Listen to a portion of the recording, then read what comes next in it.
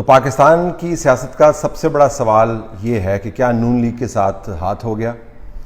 इसका जवाब है बिल्कुल हाथ हो गया, मुफस्सल हाथ हो गया और बड़ा हाथ हो गया। इसके 3-4 पहलू हैं जो आपने ज़हन में रखने हैं। अब आपको समझ आ रहा होगा कि चौधरी परवेज़ इलाही,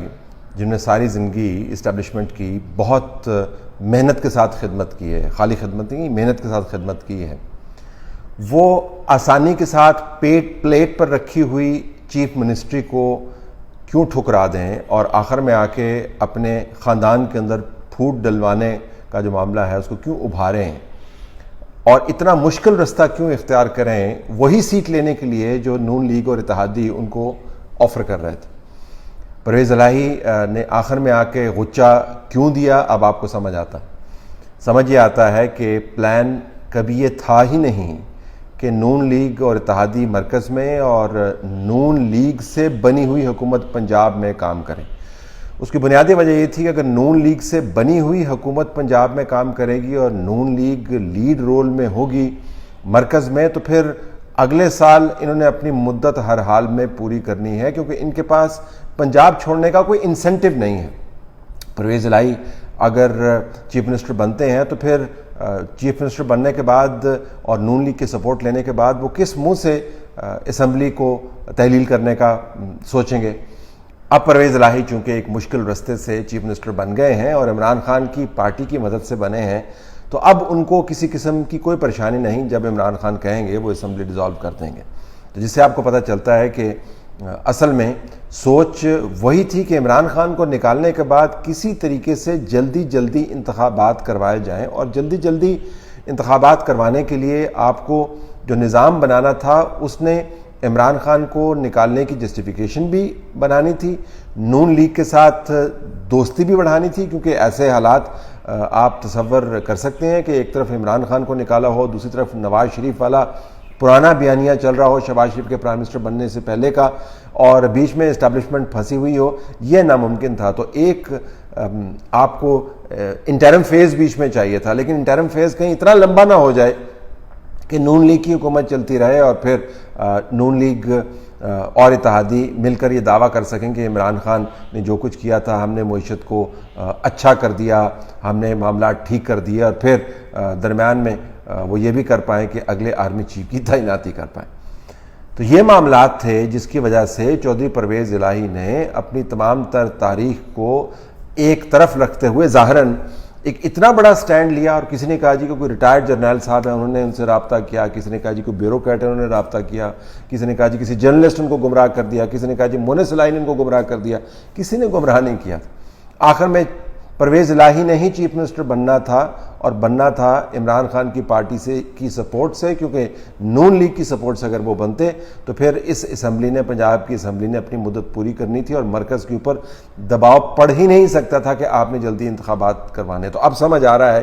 परवेज़ इलाही साहब का जहाज जो है, उनकी दुहाइयाँ जो हैं, और उनको जो असम्बली के अंदर इतना फ्री प्ले मिला और जो उन्होंने सब कुछ किया, वो अज खुद कोई जहादी रूह इनके अंदर बेदार नहीं हो गई थी, कोई उकाबी एहसास नहीं बेदार हो गया था। बुनियादी तौर पर वो इसी रास्ते पर आना चाहते थे। वो तो बीच में आके हालात ऐसे बन गए कि वो उचके जाने लगे, लेकिन उन्होंने गुच्चा दे दिया और उचकने से बच के, और अब वो उस जगह पर पहुंच गए हैं जो हमजा शहबाज से पहले की जगह थी। सिर्फ फ़र्क ये है कि अब वो इमरान खान के ऊपर डिपेंड करते। तो एक तो ये मैनूवर है उसका। दूसरा मैनूवर बड़ा वाज़ेह है। मीडिया के अंदर हम सब बहुत हैरान होते थे, क्योंकि जिस तरह आपको तमाम अपने प्रोफेशंस का पता, अगर कोई टीचर है तो उसको अपनी बरादरी के अंदर टीचर्स का पता है, अगर कोई डॉक्टर है तो डॉक्टर्स का पता है, अगर कोई वकील है तो वकला का पता है, अगर कोई बिजनेसमैन है तो बिजनेस कम्युनिटी का पता है, हमें भी अपनी बरादरी का पता है कि यहाँ पर कौन क्या करता है और किसका कितना वज़न है। तो जब हमने देखा कि वो पत्ते जो इशारे का इंतज़ार करते थे हिलने से पहले, जब वो हवा खुद ही देने लगे, तो बहुत हैरानी होती थी हम लोगों को कि ये किस तरीके से तनकीद हो रही है। ये तनकीद किए भी जा रहे हैं और उसके ऊपर किसी किस्म का कोई रद्द-ए-अमल नहीं। ये नहीं है कि मैं रद्द-ए-अमल के हक़ में हूँ, मैं बिल्कुल रद्द-ए-अमल के हक़ में नहीं हूँ, क्योंकि हमने रद्द-ए-अमल भुगता हुआ है और हमें पता कि रद्द-ए-अमल किसी के ख़िलाफ़ नहीं होना चाहिए। लेकिन मैं सिर्फ बता रहा हूँ कि जो बुनियादी इंस्टिंक्टिव रिएक्शन होता है और बदतरीन तनकीद, यानी ऐसी तनकीद जिसने पुरानी तमाम तनकीदों के रिकॉर्ड तोड़ दिया। अब वो चली जा रही है, चली जा रही है, चली जा रही है, चली जा रही है, चली जा रही है, और चली ही जा रही है और चलने दी जा रही है। तो एक बयानिया बनाना था कि इस तरह वाक़तन बहुत बड़ी तब्दीली आ गई है और तमाम पॉलिटिकल मैनूवर से और इकनॉमिक मैनूवर से और जुडिशल मैनूवर से अलहदगी हो गई है। अब पता चला कि बुनियादी तौर पर तो स्पेस क्रिएट की जा रही थी मैनूवर करने के लिए, तो मीडिया का मैनूवर भी आपको समझ आता है। अब अदालती तौर पे अगर आप देखें तो अदालत उज़्मा का चीफ जस्टिस साहब के ऑर्डर के अंदर जिस गुस्से का जिक्र है बाज़ जगहों पर, वो गुस्सा भी आपको समझ आता है क्योंकि इस तमाम काम के अंदर उनकी सुबकी बड़ी हुई है। मैंने एक ट्वीट में कहा था कि तीनों जज साहबान जो हैं वो मोतबर तरीन जो पाकिस्तान के नाम है उनकी सब में खड़े होने वाले हैं, अजमत सईद शेख के साथ, खोसा साहब के साथ, साकिब निसार के साथ, ऐसे जजों के साथ खड़े होने वाले हैं। लगता है कि अब उससे भी आगे दर्जे पर चले गए हैं। तो जज साहब का जो गुस्सा है इस डिप्टी स्पीकर की आईनी वायलेशन का या गवर्नेंस को सबवर्ट करने का, वो उससे कहीं दर्जे ज़्यादा है जो कौमी असम्बली के स्पीकर पर जिसका उन्होंने इजहार किया। ये बहुत सारे लोगों ने नोट भी किया है, कोर्ट की प्रोसीडिंग्स को भी नोट किया है, एक दिन तोला और दूसरे दिन माशे वाले डिसीजंस भी नोट किए हैं। इसी बेंच से ये फैसले करवाने के इसरार को भी नोट किया गया। तो अब आपको पता चलता है कि जहाँ जहाँ पर मसाइल ने सर उठाना था वहाँ पर उन मसाइल को नॉकआउट करने के लिए एक जुडिशल मैनूवर भी आपको चाहिए था। अदलिया ने अपनी मर्जी से फैसले किए होंगे, लेकिन जब आप तज्जियाती तौर पर देखते हैं तो आपको लगता है कि ये एक पैटर्न है जिसके अंदर ये चीज़ें फिट इन होती हैं। तो हमजा शहबाज की हुकूमत बन गई हादसाती तौर पर, उसके ऊपर कंट्रोल नहीं था, नून लीग की सपोर्ट चाहिए थी, एक बयानिया डेवलप होना था, इमरान खान ऊपर से ताबड़तोड़ हमले कर रहा था, तो कुछ आपको थोड़ी सी ब्रीदिंग स्पेस चाहिए थी। फिर जब वो बन गई तो सोचा कि ये तो अल्टीमेट स्ट्रेटेजिक ऑब्जेक्टिव जल्दी इंतखाबात करवाने हैं, उसके बिल्कुल खिलाफ जा रहा है। तो फिर जाहिर है वो मेजॉरिटी को माइनॉरिटी में तब्दील किया गया, फिर ज़िमनी इंतखाबात के नताइज आपके सामने आए और उसके बाद